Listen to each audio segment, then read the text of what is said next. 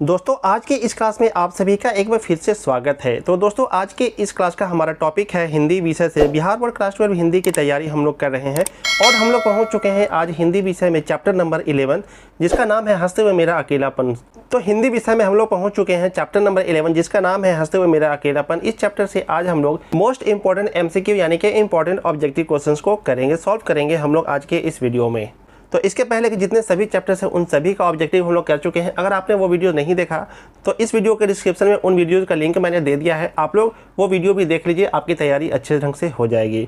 तो दोस्तों हमारे चैनल के साथ हमारे साथ आपकी हिंदी की तैयारी अच्छे से चल रही है कि नहीं? अगर आपकी तैयारी अच्छे से चल रही है, वीडियोज़ आपको पसंद आ रहे हैं तो कमेंट सेक्शन में एक हार्ट का इमोजी या फिर थम्स अप का इमोजी पोस्ट कर दीजिए। तो अब हम लोग आते हैं आज के इस वीडियो पे। इस वीडियो में हम लोग कुछ क्वेश्चंस को सॉल्व करेंगे और अगर आपको उसका आंसर पता है तो आप लोगों को कमेंट सेक्शन में कमेंट करना है। लाइव आप लोग कमेंट कीजिएगा और बताइए कि आपको इसका आंसर पता था कि नहीं, और वीडियो के एंड में आपका स्कोर क्या रहा, यानी कि आपने कितने क्वेश्चंस को सॉल्व किया। इसका मतलब ये हो कि आपको कितने क्वेश्चंस का आंसर पता था, उसका स्कोर मुझे वीडियो के कमेंट में लास्ट में बताइएगा, सारा वीडियो पूरा वीडियो को देखने के बाद। तो चलिए हम लोग आज का ये वीडियो स्टार्ट करते हैं और आज के इस वीडियो का हम लोग पहला क्वेश्चन को लेते हैं। तो पहला क्वेश्चन एक इंपॉर्टेंट क्वेश्चन है जो कि 2022 के एनुअल एग्जाम में आया हुआ है। क्वेश्चन है कि जख्म पर धूल शीर्षक कविता किसकी रचना है। तो यहाँ पे पूछा जा रहा है कि जख्म पर धूल शीर्षक कविता किसकी रचना है, किस कवि की रचना है। तो ऑप्शन है नामवर सिंह, मलियज, भगत सिंह और उदय प्रकाश। इसका करेक्ट आंसर हो जाएगा ऑप्शन नंबर बी, मलियज। अगर आपको इसका जवाब पता था तो जल्दी से कमेंट कर दीजिए। बढ़ते हैं अगले क्वेश्चन की तरफ। अगला क्वेश्चन है 1995 ईस्वी में परिवेश सम्मान किसे प्राप्त हुआ। यहाँ पे पूछा जा रहा है कि परिवेश सम्मान प्राप्त हुआ था 1995 ईस्वी में, तो किसे हुआ था। ऑप्शन में आपको जल्दी से बता देता हूँ, बालकृष्ण भट्ट को, चंद्रधर शर्मा गुलेरी को, मोहन राकेश को और ओम प्रकाश वाल्मीकि को। इसका करेक्ट आंसर हो जाएगा option number D, Om Prakash Valmiki को। किसको प्राप्त हुआ था परिवेश सम्मान 1995 ईस्वी में? जवाब हो जाएगा ओम प्रकाश वाल्मीकि को, यानी इसका डी इसका करेक्ट आंसर हो जाएगा ऑप्शन नंबर डी। चलते हैं अगले क्वेश्चन की तरफ। अगला क्वेश्चन है जूठन शीर्षक पाठ में किसने झाड़ू छीनकर दूर फेंक दी। यहाँ पे पूछा जा रहा है कि जूठन शीर्षक पाठ झाड़ू फेंककर किसने दूर फेंक दी थी। ऑप्शन है लेखक के पिताजी ने, लेखक के भाई ने और लेखक की माँ ने। अगर आपको इसका जवाब पता है तो आप लोग जल्दी से इसका कमेंट में कमेंट कर दीजिए कौन सा ऑप्शन इसका करेक्ट आंसर हो जाएगा। चलिए मैं आपको बताता हूँ इसका correct answer. Option number A इसका करेक्ट आंसर हो जाएगा। लेखक के पिताजी ने जूठन शीर्षक पाठ में झाड़ू छीन करके दूर फेंक दी थी। तो क्या होगा इसका आंसर? ऑप्शन नंबर ए इसका करेक्ट आंसर हो जाएगा। चलते हैं हम लोग अगले क्वेश्चन की तरफ। कुछ और इंपॉर्टेंट क्वेश्चन हम लोग देखेंगे। अगला क्वेश्चन एक इंपॉर्टेंट क्वेश्चन है, 2019 के एनुअल एग्जाम में आया हुआ है। क्वेश्चन कुछ यूं है कि मलियज की रचना नहीं है। यहाँ पे पूछा जा रहा है कि इनमें से मलियज की रचना कौन सी नहीं है। ऑप्शन है ना आने वाला कल, सदियों का संताप, बकलम खुद और इनमें से कोई नहीं। तो दोस्तों इनमें से ऑप्शन नंबर ए ना आने वाला कल भी इनकी रचना नहीं है, गलत हो जाएगा। ऑप्शन नंबर बी सदियों का संताप भी इनकी रचना नहीं है, तो ये भी गलत हो जाएगा। ऑप्शन नंबर सी बकलम खुद भी इनकी रचना नहीं है, तो ये भी गलत हो जाएगा। तो अब बचा ऑप्शन नंबर डी, तो करेक्ट आंसर हो जाएगा ऑप्शन नंबर डी, इनमें से कोई नहीं। तो क्वेश्चन नंबर 4 मलियज की रचना नहीं, उसका जवाब क्या हो जाएगा? ऑप्शन नंबर डी इसका करेक्ट आंसर हो जाएगा, इनमें से कोई नहीं। चलते हैं अगले क्वेश्चन की तरफ। अगला क्वेश्चन है सुरक्षा कहाँ हो सकती है। तो इस क्वेश्चन के लिए ऑप्शन है घर के भीतर, अंधेरे में, पलायन में, चुनौती को झेलने में। तो इसका करेक्ट आंसर अगर आप लोगों को पता है तो जल्दी से कमेंट कर दीजिए। चलिए मैं आपको इसका करेक्ट आंसर बताता हूं और आप लोग मेरे आंसर से अपने आंसर को मैच करिए। आपका सही होता है तो आपको एक बिग थम्स अप। तो दोस्तों इस सवाल का सही जवाब होगा ऑप्शन नंबर डी, चुनौती को झेलने में, यानी कि सुरक्षा कहाँ हो सकती है, चुनौती को झेलने में सुरक्षा हो सकती है। ऑप्शन नंबर डी इसका करेक्ट आंसर हो जाएगा। तो आप लोगों को ध्यान में रखना है, ये एक इंपॉर्टेंट क्वेश्चन हो सकता है जो कि इस साल के एग्जाम में आ जाए। अगला क्वेश्चन है रचने और भोगने का रिश्ता कैसा होता है। यहाँ पे पूछा जा रहा है कि रचने और भोगने का रिश्ता किस प्रकार का होता है, कैसा होता है। ऑप्शन में आपको बताता हूँ फटाक सा। ऑप्शन है द्वंद्वात्मक, सहयोगात्मक, नकारात्मक और निषेधात्मक। तो दोस्तों इसका करेक्ट आंसर हो जाएगा ऑप्शन नंबर ए, द्वंद्वात्मक, यानी कि रचने और भोगने का रिश्ता कैसा होगा, द्वंद्वात्मक होगा। ऑप्शन नंबर ए इसका करेक्ट आंसर हो जाएगा। आप लोगों को इसको ध्यान में रखना है, ये एक इंपॉर्टेंट क्वेश्चन है, इसको आप लोग स्टार मार्क करिए, ये एक इंपॉर्टेंट क्वेश्चन हो सकता है। चलते हैं अगले क्वेश्चन की तरफ। अगला क्वेश्चन है हंसते हुए मेरा अकेलापन के लेखक कौन है। तो आपसे यही पूछा जा रहा है कि हंसते हुए मेरा अकेलापन के लेखक कौन है। ये जो चैप्टर हमारे सामने है जिसके बारे में हम लोग आज बात कर रहे हैं, जिसका ऑब्जेक्टिव हम लोग देख रहे हैं, हंसते हुए मेरा अकेलापन, तो इस चैप्टर के लेखक कौन है इसके बारे में पूछा जा रहा है। ऑप्शन है मोहन राकेश, मलियज, उदय प्रकाश और अज्ञे। इसका करेक्ट आंसर हो जाएगा ऑप्शन नंबर बी, मलियज। तो जो चैप्टर हमारे सामने है हंसते हुए मेरा अकेलापन, इसका लेखक का नाम क्या है, तो मलियज, यानी कि ऑप्शन नंबर बी इसका करेक्ट आंसर हो जाएगा। चलते हैं अगले क्वेश्चन की तरफ। तो अब यहाँ पे ये पूछ रहा है कि मलियज का जन्म हुआ था, यानी कि मलियज का जन्म कब हुआ था। जो लेखक है हमारे इस चैप्टर के, जिसका नाम है हंसते हुए मेरा अकेलापन, तो इसके लेखक का जन्म कब हुआ था, इस क्वेश्चन में यही पूछा जा रहा है। ऑप्शंस में आपको जल्दी से बताता हूँ, 1935 ईस्वी में, 1942 ईस्वी में, 1944 ईस्वी में और 1936 ईस्वी में। तो क्या होगा इसका जवाब, आप लोग मुझे बताइए कि इसका करेक्ट आंसर क्या होगा। चलिए मैं अब आपको इसका करेक्ट आंसर बताता हूँ, आप लोग अपने आंसर को मैच कर लीजिए कि आपका आंसर सही होता है कि नहीं। ऑप्शन नंबर ए इसका करेक्ट आंसर हो जाएगा। 1935 ईस्वी में मलयज का जन्म हुआ था। तो जो लेखक है हमारे हंसते हुए मेरा अकेलापन के जो लेखक हैं, तो उनका जन्म कब हुआ था?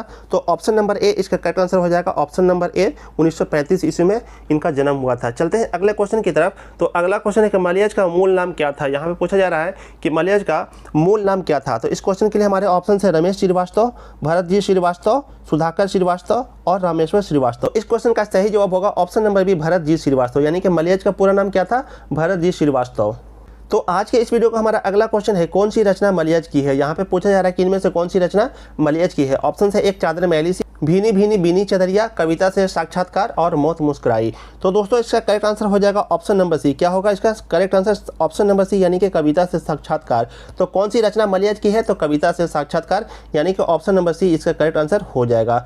चलते हम लोग अगले क्वेश्चन की तरफ। आगे कुछ और इंपॉर्टेंट ऑब्जेक्टिव क्वेश्चन आने वाले हैं, तो आप लोग वीडियो को एंड तक बने रहिए और पूरा वीडियो देखिए, आप लोग मिस मत करिए। तो अगला क्वेश्चन हमारा यही है कौन सी रचना मलयज की नहीं है। अब यहाँ पे ये पूछा जा रहा है कि इनमें से कौन सी रचना मलयज की नहीं है। ऑप्शन है जख्म पर फूल, संवाद और एकालाप, रामचंद्र शुक्ल और सुनो राधिके। तो दोस्तों यहाँ पे मैं बता दूं कि जख्म पर धूल ये मलयज की रचना है, संवाद और एकालाप भी मलयज की रचना है, रामचंद्र शुक्ल भी मलयज की रचना है। तो मलयज की रचना कौन सी नहीं है, यानी कि सुनो राधिके मलयज की रचना नहीं है। तो इसका करेक्ट आंसर क्या हो जाएगा? तो क्वेश्चन कुछ यूं पूछ रहा था कि कौन सी रचना मलयज की नहीं है, इसलिए इसका करेक्ट आंसर हो जाएगा सुनो राधिके, यानी कि ऑप्शन नंबर डी इसका करेक्ट आंसर हो जाएगा। चलते हैं अगले क्वेश्चन की तरफ। अगला क्वेश्चन है कविता संग्रह है, यानी कि इनमें से कौन सी कविता संग्रह है। ऑप्शन है जख्म पर धूल, रामचंद्र शुक्ल, हंसते हुए मेरा अकेलापन और कविता से साक्षात्कार। तो इसका करेक्ट आंसर हो जाएगा ऑप्शन नंबर ए, जख्म पर धूल, यानी कि जख्म पर धूल एक कविता संग्रह है। तो ऑप्शन नंबर ए इसका करेक्ट आंसर हो जाएगा। चलते हैं अगले क्वेश्चन की तरफ। अगला क्वेश्चन है हंसते हुए मेरा अकेलापन किस विद्या में लिखित है। यहाँ पे पूछा जा रहा है कि हंसते हुए अकेलापन कौन सी विद्या है। तो इस क्वेश्चन के लिए ऑप्शन है पत्र विधा में, डायरी विधा में, कथा विधा में और जीवनी विधा में। तो इसका करेक्ट आंसर हो जाएगा ऑप्शन नंबर बी, डायरी विधा में। तो हंसते हुए मेरा अकेलापन क्या है? एक डायरी विधा है। तो दोस्तों हम लोग बिहार बोर्ड क्लास 12 हिंदी की किताब से चैप्टर नंबर 11 जिसका नाम है हंसते हुए मेरा अकेलापन, इस चैप्टर के कुछ इंपॉर्टेंट ऑब्जेक्टिव क्वेश्चंस हम लोग देख रहे हैं। तो इस वीडियो में हम लोग आगे कुछ और इंपॉर्टेंट क्वेश्चंस देखेंगे, तो आप लोग वीडियो को पूरा एंड तक देखिए। तो आज के इस वीडियो का हमारा अगला क्वेश्चन है हर आदमी उस संसार को रचता है जिसमें वह जीता है और भोगता है, यह कथन किसका है। यहाँ पे पूछा जा रहा है कि हर आदमी उस संसार को रचता है जिसमें वह जीता है और भोगता है, तो यह कथन किसका, किसने यह कथन कहा, इसके बारे में पूछा जा रहा है कि किसने ये कथन कहा है। ऑप्शंस मैं जल्दी से आपको बताता हूँ। ऑप्शंस है जयशंकर प्रसाद का, अज्ञेय का, मलयज का और प्रेमचंद का। तो मुझे लगता है कि इसका जवाब आप लोगों को पता होगा। अगर आप लोगों को जवाब इसका पता है तो जल्दी से कमेंट कर दीजिए कि इसका करेक्ट आंसर क्या होगा। चलिए अब मैं आपको इसका करेक्ट आंसर बताता हूँ, आप लोग अपने आंसर को मैच करिएगा कि आपका आंसर सही होता है कि नहीं। तो जी हाँ बिल्कुल, अगर आपने गेस कर लिया है तो इसका करेक्ट आंसर हो जाएगा ऑप्शन नंबर सी, मलयज का। ये किसका कथन है? तो मलयज का कथन है कि हर आदमी उस संसार को रचता है जिसमें वह जीता है और भोगता है। तो किसका कथन है? यह मलयज का, इसलिए यहाँ पे option number C correct answer हो जाएगा मलयज का। बढ़ते हैं अगले क्वेश्चन की तरफ। अगला पहला क्वेश्चन है यथार्थ के इस लेन देन का नाम ही संसार है, यह पंक्ति किसके द्वारा लिखी गई है। यहाँ पे पूछा जा रहा है कि यथार्थ के इस लेन देन का नाम ही संसार है, यह पंक्ति किसके द्वारा लिखी गई है। ऑप्शंस में आपको जल्दी से बताता हूँ, भगत सिंह, मलयज, नामवर सिंह, चंद्रधर शर्मा, गुलेरी। तो मुझे लगता है कि इसका जवाब भी आप लोगों को पता होगा। जी हाँ बिल्कुल, ऑप्शन नंबर बी इसका करेक्ट आंसर हो जाएगा मलयज का। तो यथार्थ के इस लेन देन का नाम ही संसार है, यह पंक्ति किसके द्वारा लिखा गया है? तो मलयज के द्वारा लिखा गया है। ऑप्शन नंबर बी इसका करेक्ट आंसर हो जाएगा। चलते हैं अगले क्वेश्चन की तरफ। अगला क्वेश्चन जो कि आज के इस वीडियो का लास्ट क्वेश्चन है, मलयज की कौन सी रचना है। यहाँ पे पूछा जा रहा है कि इनमें से मलयज की रचना कौन सी है। ऑप्शन है तिरिच, जूठन, सिपाही की माँ, हंसते हुए मेरा अकेलापन। तो दोस्तों यहाँ पे तिरिच गलत हो जाएगा, जूठन भी गलत हो जाएगा, सिपाही की माँ भी गलत हो जाएगा। तो इसका करेक्ट आंसर क्या हो जाएगा? ऑप्शन नंबर डी इसका करेक्ट आंसर हो जाएगा। हंसते हुए मेरा अकेलापन किसने लिखा है, किसकी रचना है? तो मलयज की रचना है। तो क्वेश्चन को कुछ इस तरह से भी पूछ सकता है कि हंसते हुए मेरा अकेलापन किसकी रचना है, तो जवाब हो जाएगा मलयज का। और इस तरह से भी पूछ सकता है कि मलयज की कौन सी रचना है, तो जवाब हो जाएगा हंसते हुए मेरा अकेलापन।